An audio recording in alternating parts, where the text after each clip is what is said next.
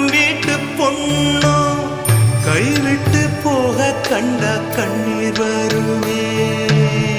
தங்கச்சி கண்ணில் கண்ணீரை கண்டா தன்மானம் கூட அண்ணன் விட்டு தருமே.